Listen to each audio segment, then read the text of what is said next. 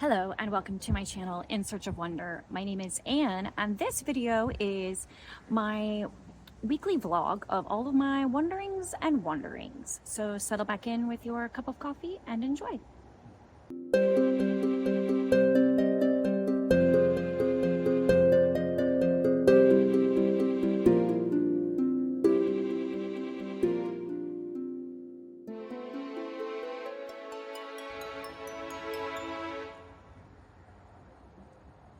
Now I'm actually filming this intro at the end of the week. In a minute, we're gonna rewind and I'm gonna take you through my week starting with last Saturday, I believe.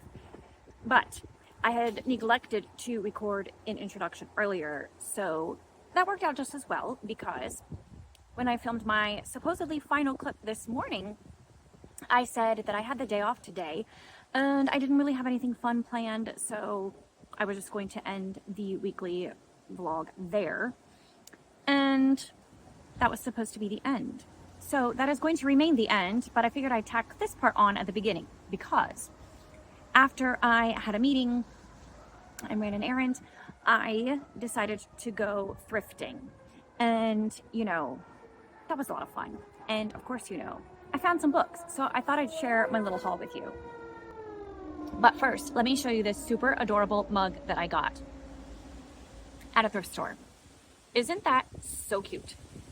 I have very few autumn mugs. I really don't have any strictly autumnal mugs. Like they might be kind of like cozy looking or have fallish sort of colors, but they're not really fall. I have a hard time finding ones that are really pretty. And so when I saw that one at the thrift store, I was like, oh yes, that is coming home with me. I also found some books, of course. So let me show you. First of all, during the Prairie Trail readathon back in August, one of the books that I really wanted to read but didn't have time for, also I didn't have a copy of it at the time, I would have gotten it from the library or something, was The Pioneers by David McCullough. I want to say that it focuses on the journeys of a few different families that are kind of representative of the pioneers as a whole, and kind of giving you a picture of the pioneer life. David McCullough is a well-known historian and has written other biographies and such. So I am very interested in reading this, maybe next August and maybe before then, who knows? But finally I have a copy of it myself and I paid like, I don't know, 50 cents or $1 for it. And then I got this, and this was $1, maybe $2 at a different thrift store, 6 weeks of the year. I'm sorry. That's not at all what the title is. 6 Weeks by the Sea by Paula Byrne. Now, Paula Byrne has written a couple of, I think, more biographical books about Jane Austen that I really want to read. I forget the titles. Y'all, my brain is just like not properly functioning. The Real Jane Austen, maybe, and The Genius of Jane Austen, that I really want to read. This book was actually published in 2025, so I think it's amazing that I got a hardcover of it at the thrift store. Now, hopefully that doesn't mean it's a terrible book, hopefully, but it is, I believe, a fictional book based on Jane Austen's period of time where she was vacationing at the sea and she supposedly met someone, and there's a lot of mystery surrounding who the gentleman was, and that they fell in love and that they had made future plans to meet, but then he passed away before they were able to meet again, which she didn't know that until many years later, I think is how it goes. The details are sketchy because nobody really knows for sure. And the various members of her family that survived Jane Austen gave differing details about the incident, but there definitely was an episode where Jane Austen was by the sea and she fell in love with a man. The details, nobody knows. What happened, nobody really knows for sure. Who the man was, definitely nobody knows. So this is totally fictional, but based on facts. So it's very intriguing to me. I want to read this book and others by Paula Byrne, and of course, I snapped it up. And then I have the first book in this series, which I also have a signed copy of, Tony Shiloh's duology that is set in a fictional country in Africa. And this one is a signed copy, and it's in great condition, To Win a Prince. So these are just like fun reads. There's nothing like deep or earth-shattering or amazing in it, but fun to read. A nice palate cleanser in between other works. And Tony Shiloh's writing is always really good. I hope you can hear me over the blustering wind. And then I picked up this, The Wonder of Advent devotional, experiencing the love and glory of the Christmas season. Now, I've never heard of this author, Chris Tigre. So if you know, we dusty right now. Sorry. If you know anything about this author, please let me know. Or if you've read this devotional, please let me know. It has really high ratings on Goodreads, but not anybody that I know has read it that I know of. So if you know anything about it, please let me know. A brief cursory looked at it. It looked pretty good. And I would like to read an Advent devotional this year, but I already have in my Christmas stash The Dawn of Redeeming Grace, Daily Devotions for Advent by Sinclair Ferguson. And I definitely also want to read this one, but I don't have time to fit both into my schedule in one December. So one is going to have to be saved for next year. So I'm kind of inclined to go with this one this year since I already have it in my collection and I have been wanting to read it. But I'm also intrigued by this one. Both of them are beautiful copies. This one is hardcover and it has like this gilt on it, which makes me like it more. But that's for very superficial reasons. So if you have read either of these and you have thoughts about it, let me know which one I should read this December and which one I should save for next December. So that was my little haul that I had today in my thrifting. And I will now go on to begin with last week and we'll work through all of the things that I read. Mostly that I read. I don't think I took much B-roll this week. Mostly just my reading. So, all right, let's get out of the wind and go see what I got up to this week. It is Saturday night, 10 o'clock at night.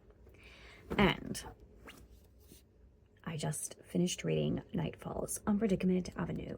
And this is my favorite Jamie Jo Wright book so far. It is, I really feel like one of her tightest, best written books.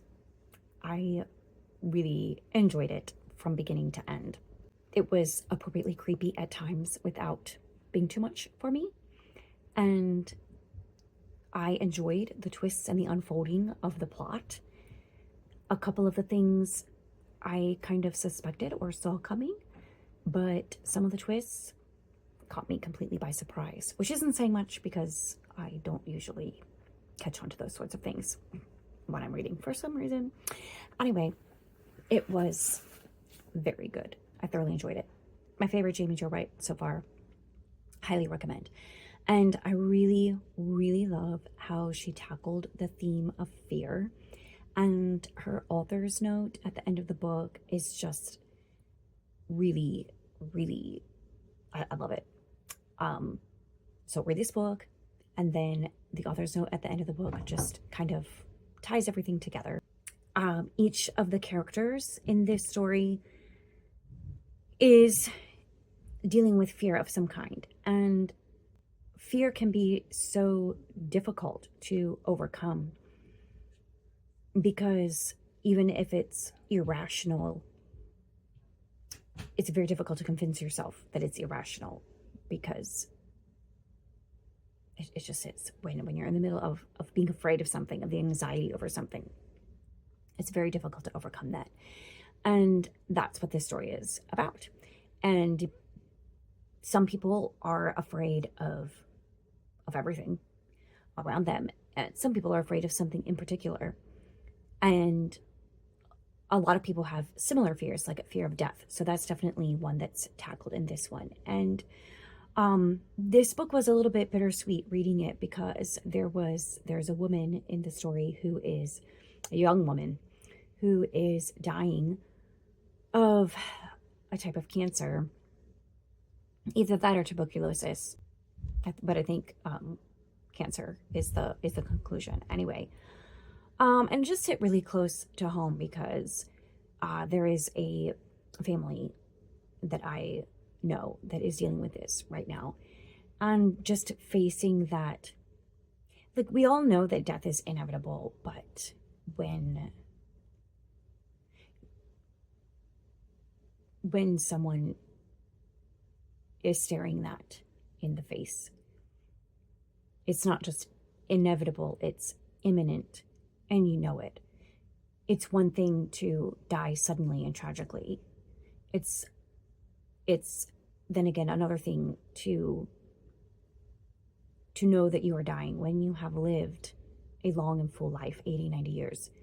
It's something else when you are young and you have small children and you're looking at death in the face. And the girl in this story was just a young single girl, but a lot of the things that she was going through and the loved ones, who are supporting her. Anyway, it just was very, I don't know. It was bittersweet to read it because of the family that I know that is going through this. And, I don't have a very near and dear, close loved one that has had to deal with that sort of thing. But it's hard to watch families going through that. But the thing is that we have hope. And that is ultimately the contrast to fear in this book is hope. That we have the hope. Believers have the hope of eternal life in Christ. And that's what gives us the courage and the ability to face death, whether it is imminent or inevitable at some future date. We can go boldly forward into the future, knowing that ultimately we are always safe in his hands. So anyway, it was very good, very well done. I enjoyed this one. I'm going to give it 5 stars. I have no complaints. So, yay! Hello, it is Monday evening, and I just wanted to do a couple of quick updates. First of all, I'm loving Rainbow Valley. I'm just really enjoying this read. It is so fun. I know not everybody loves when the Anne of Green Gables series takes the turn to where it starts talking about Anne's children. And some people complain about this one, that it is more about the children who live at the manse, the neighbors to the Blythes, than it is about Anne and Gilbert and their family. And that's true. So it may not be for you, but if you can just take it for what it is, as an enjoyable, humorous collection of stories with the antics of children in a small rural village setting in Canada at the turn of the century, just prior to World War I. It's so fun. It's so delightful. It's charming, and it makes me laugh out loud. Some of these stories, I even read one of them to my kids out loud, and they were not laughing uproariously like I was because, I had the full context of the story. But even that little isolated snippet of story, they did find very amusing, and they enjoyed it. And there were several others that I could have shared. So funny. If you read this book, Rainbow Valley, the scene where Mrs. Alec Davis goes and tells the minister, Mr. Meredith, that she plans to adopt his daughter Una from him, and the ensuing reaction from Mr. Meredith, and then the counter reaction from Mrs. Alec Davis, and then her interaction with the children afterwards. It was just one whole series of humor, and it was quite funny. I really enjoyed it. Laughed out loud. So I am more than halfway through. I really want to finish it tonight. I don't know if that's going to happen. I wanted to finish it last night, but I had to go to sleep.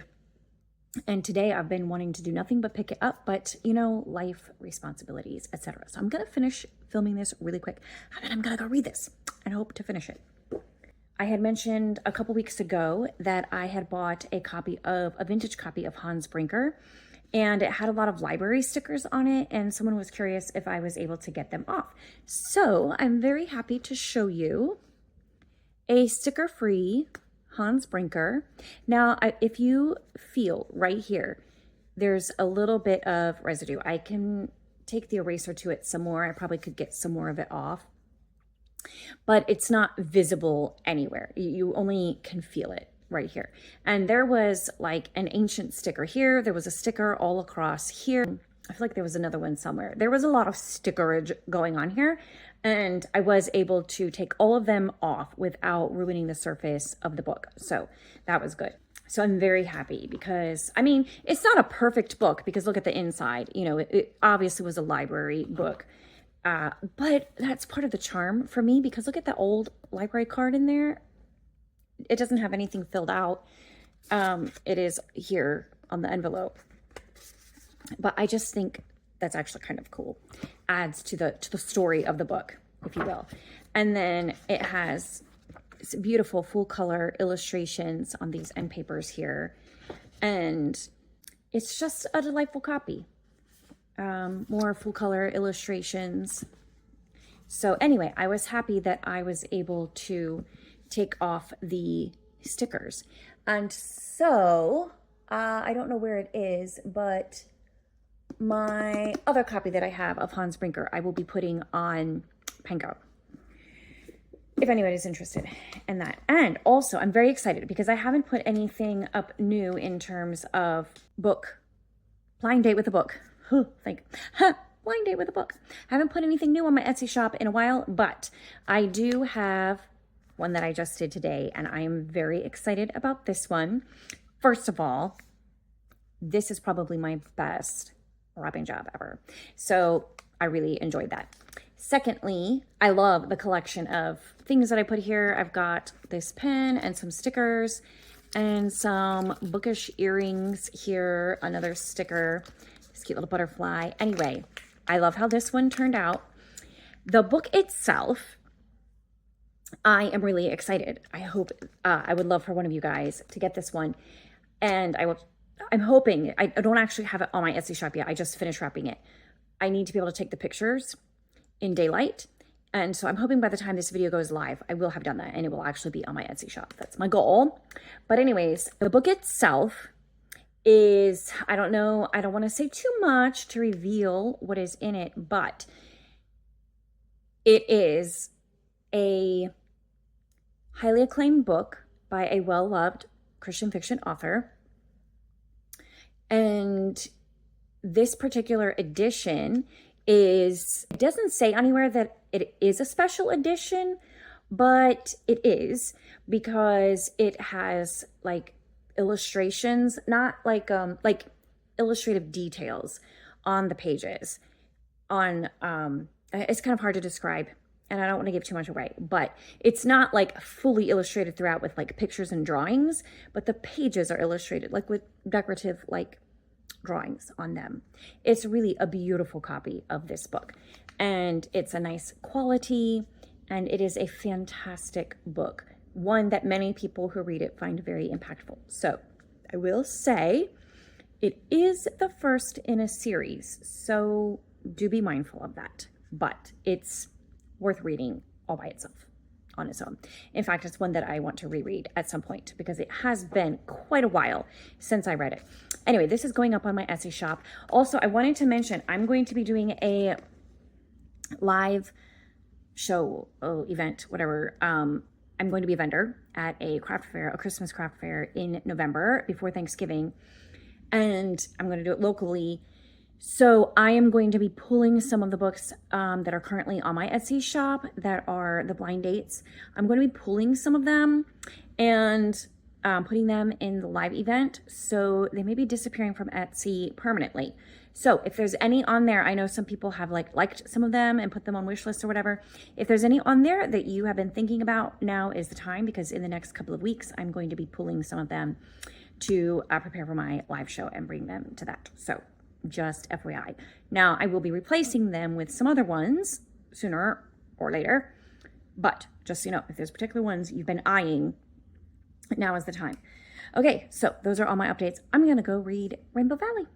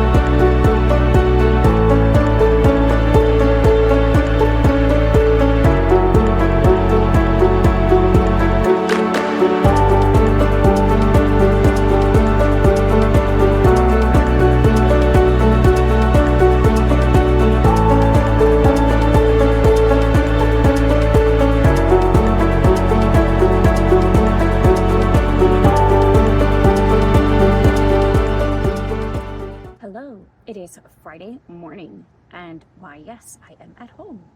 Today is a teacher work day, and I worked like down to the last minute yesterday at work. I was able to get all of my grades in and everything, so I don't actually have to do anything work related today. So I am footloose and fancy free, sort of.